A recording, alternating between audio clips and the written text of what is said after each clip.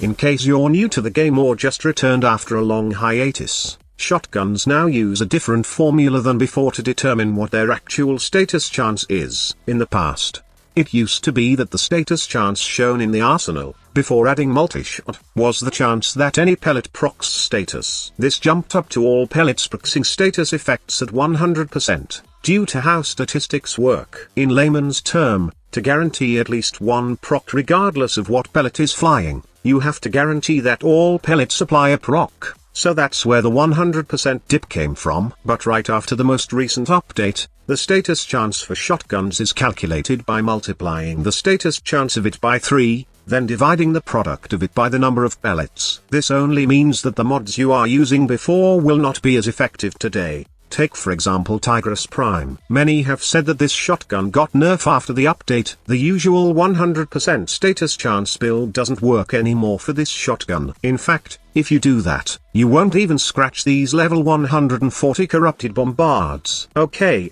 that was not supposed to happen. Why are they dying fast? Well, that's because corrupted bombards are weak against radiation. And radiation has this stacking effect now wherein it increases its damage dealt when you stack a lot of it on the enemies. The same goes for viral. Corrupted bombards have clone flesh, which can easily be dealt with a viral status. And also, viral has a stacking effect which increases its damage the more you proc this element to the enemy. So that is why you see me rip those corrupted bombards easily. But when you use the same exact build with corrupted heavy gunners, well, that's a different story. You need to change your build again for these types of enemies. You would need corrosive and heat to kill these enemies with a few shots. Judging from what I've shown you, the only way to make TIGRIS Prime good again is modding it with the right mods when facing a specific faction. But squad leader, I want that old, big bleed damage on my TIGRIS Prime. Is there a way to replicate that build after the shotgun status change update? There is. You can use this build.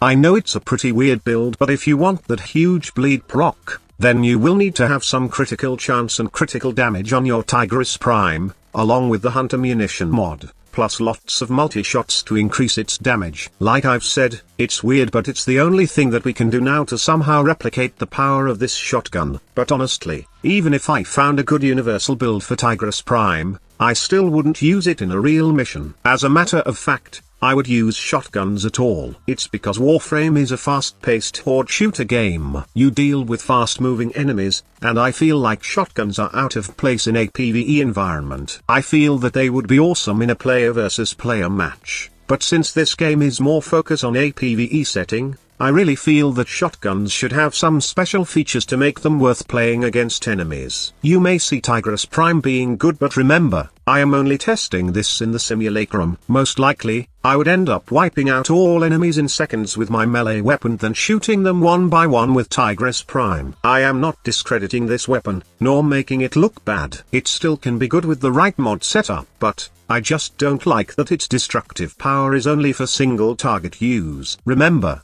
this is just my personal take about the gun. I know that you have a different opinion about it, and I would like you to share your thoughts in the comment box below.